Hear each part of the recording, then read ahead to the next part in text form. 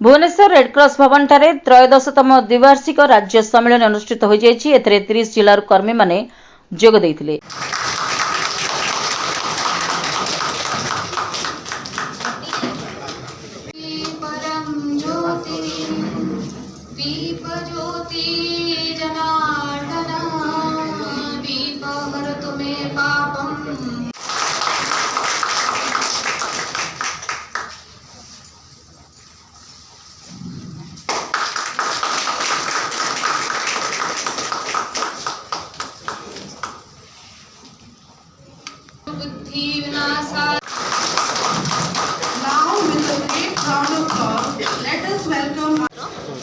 घटगाँ सब ट्रेजरी मु एकाउंटेंट।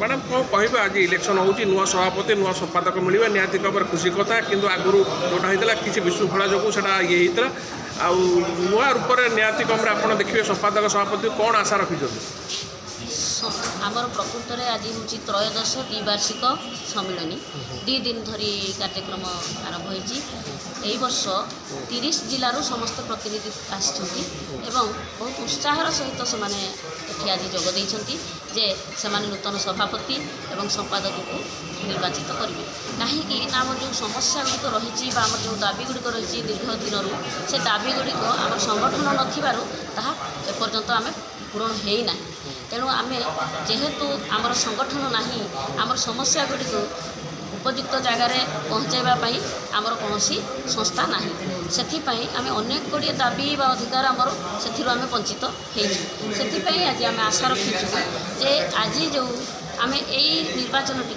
आम निर्वाचन कमिशन आम डाकिचु जो मैंने कि आम संगठन नुहति बाहर लोक को डाकिचु जेपरी आम इलेक्शन टी सुरखुरी हेब एवं फेयरली हेब जे जमीती कौन भविष्य में कौन कहारी मन भितर कौन अभियोग रहा जे कौन फ्रड होती कि कौन है कि किए अधिक भोट कर सेमती मुझे चेष्टा करुँची जे समस्त भाई भाई से भाव में आसी जे आज आम नूतन सभापति संपादक को आज आम चयन करूँ और जी कि हम आम ट्रेनिशन भविष्य आमर जो भविष्य में जो दाबी गुड़िक आम पूरण करूँ से दाबी को जी पूरण कर ही आम आज सभापति एवं संपादक भाव में दायित्व देवु बोली समस्ते संकल्पबद्ध एवं से श्रृंखलार सहित करूँ बोली आम से पुलिस भाई मानक आज नियुक्त करूँ जदि कौन आईन विशृंखला सृष्टि हो पाए हुए तो जेहेतु आज गहली होती दृष्टि दे आम पुलिस भाई मान सहयोग आवश्यकता मन कलु और से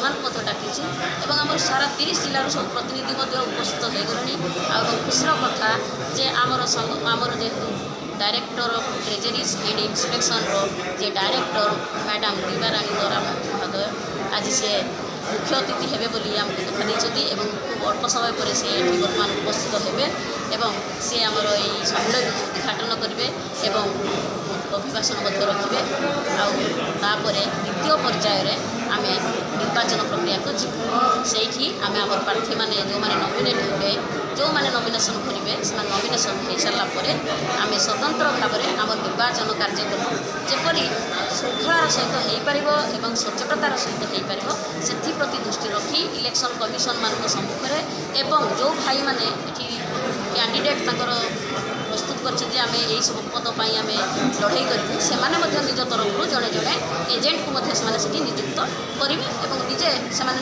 से उपस्थित रे जपरी से कौन भविष्य में अभियोग करेंगे ना एपरी सुरखुरी केमती हम से आम बहुत जत्नर सहित प्रस्तुत हो आसीपर आम देखू जे आमर ऑर्गेनाइजेशन आम चाहूँ ये ऑर्गेनाइजेशन की आमर भल भाव में कम करने समस्त सुजोग दिंतु से आज बहुत उत्साह सहित आम 30 जिलार सब भाई भाई मैंने दूर अतिक्रांत कर आज ये आम पहुँचीचु से आम आशा करुँची जे ए वर्ष आमर द्विवार्षिक सम्मेलन में जो सभापति एवं संपादक आसवे यही संगठनर समस्त कर्मी अनेक किसी आशा करती से आशा आमर पूरण हो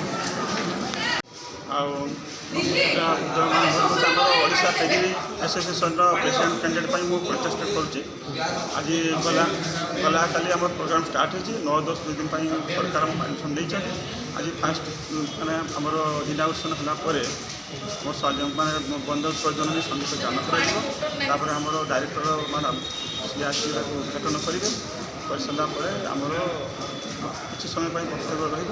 ବକ୍ତବ୍ୟ ରହିଲା ପରେ ଆମର ଲଞ୍ଚ ହେବ।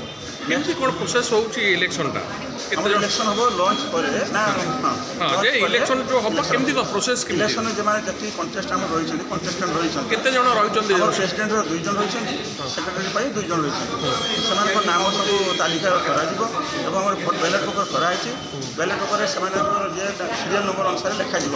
1 ନମ୍ବର ସିରିଏଲ୍ ତୋର ଅଜିତ କୁମାର, 2 ନମ୍ବର ସିରିଏଲ୍ ତୋର ବଳୟ କୁମାର ସାମଲ, 3 ନମ୍ବର ତୋର ସେକ୍ରେଟାରୀ ପାଇଁ କହିଲା ସବୁ XYZ ଏଗୁଡ଼ା ରହିବ।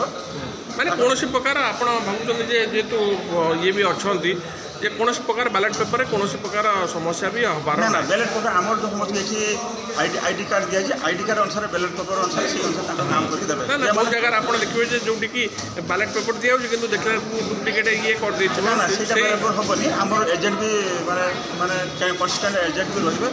যেମାନଙ୍କର କ୍ୟାଣ୍ଡିଡେଟ୍ ତାଙ୍କର ଏଜେଣ୍ଟ ସେମାନେ ବସାଇ ପାରିବେ, ସେମାନେ ଦେଖିପାରିବେ ଯେ ଆକ୍ଚୁଆଲି ଇଏ ଭୋଟର କି ଭୋଟର ନୁହେଁ। ଆମର ଟ୍ରେଜେରୀ ଏମ୍ପ୍ଲୟ କି ଜଣେ ଭୋଟର, ସେ ଭୋଟର କି ସେମାନେ ଭୋଟର ନୁହେଁ, ସେମାନେ ଦେଖିପାରିବେ। ଏଥର ସେଇମାନେ ହିଁ କେବଳ ଯିବେ ଭୋଟ ଦେବା ପାଇଁ। ଯେଉଁମାନେ ରେଜିଷ୍ଟ୍ରେସନ୍ ଠିକ୍ ଟାଇମ୍ର ନ କରି ସାରିଥିବେ ଆମର ମାନେ ଗୋଟେ ପୂର୍ବରୁ, ସେମାନେ ଆଉ ସେକେଣ୍ଡ ଆୱାର ଭୋଟ ଦେଇପାରିବେ ନାହିଁ। ଷ୍ଟ୍ରିକ୍ଟଲି ଆମେ କହିଛୁ। ଟାଇମ୍ ଅଛି ସେଇ ଟାଇମ୍ ଲିମିଟ୍ ଭିତରେ ତଥାପି ଭୋଟର ସଂଖ୍ୟା କେତେ ହେବେ? ଭୋଟର ସଂଖ୍ୟା ପାଖାପାଖି 270ରୁ 300 ହେବେ। ତାହେଲେ ଶାନ୍ତି ଶୃଙ୍ଖଳା ସହିତ କୌଣସି ପ୍ରକାର ସମସ୍ୟା ହେବନି। ନା ଶାନ୍ତି ଶୃଙ୍ଖଳା ସହିତ ଆମର ସବୁ ଭୋଟର ଦେବେ, ଭୋଟର ସବୁ ଭୋଟ ଦେବେ ଏବଂ ମାନେ ସୁରୁଖୁରୁରେ ସେମାନେ ଭୋଟ ଦେବେ, କିଛି ଅସୁବିଧା ନାହିଁ ସାର୍। ଆଉ ଯେହେତୁ ଆପଣ ସଭାପତି ପାଇଁକି ନିର୍ବାଚନ ଲଢ଼ୁଛନ୍ତି କ'ଣ ଆଶା ରଖିଛନ୍ତି? ଆମେ ତ ଜିତିବୁ ବୋଲି ଆଶା ରଖିଛୁ ଏବଂ ଆମ ଟ୍ରେଜେରୀରେ ବହୁତ ସମସ୍ୟା ଅଛି। କହୁଥିଲେ ଆପଣଙ୍କର ଯେ ଟ୍ରେଜେରୀ ବହୁତ ସମସ୍ୟା, ୟା ପୂର୍ବରୁ ବି ଗୋଟେ ଯେଉଁଟା ହେଇଥିଲା ଯେଉଁଟାକି ହେଇପାରିନଥିଲା। ସେଇ ଆମର ଯାହା ସମସ୍ୟା, ସେଇ ଯାହା ଅଧା ଆମ ଫ୍ଲୋରରେ କାମ କରିବା ପାଇଁ ବାକି ରହିଛି ତାକୁ ଆମେ ପୁରା ପୂର୍ଣ୍ଣ କରିବା ପାଇଁ ଚେଷ୍ଟା କରିବୁ। ମାନେ ଆମେ ପ୍ରାୟ ଭାଇ ଭଉଣୀମାନେ ସେଇଆ ହିଁ କହିଛୁ। ଆମକୁ ଏଇ 2023ରେ ଥରେ ସୁଯୋଗ ଦେଇଥିଲେ, ଆମର 2026ରେ ଆଉ ଥରେ ସୁଯୋଗ ଦିଅନ୍ତୁ, ଦେଲେ ଆମେ ଯାହାର ଅପୂର୍ଣ୍ଣାଙ୍ଗ କାର୍ଯ୍ୟ ରହିଛି ତାକୁ ଆମେ ସମ୍ପୂର୍ଣ୍ଣ କରିବା ପାଇଁ ଚେଷ୍ଟା କରିବୁ।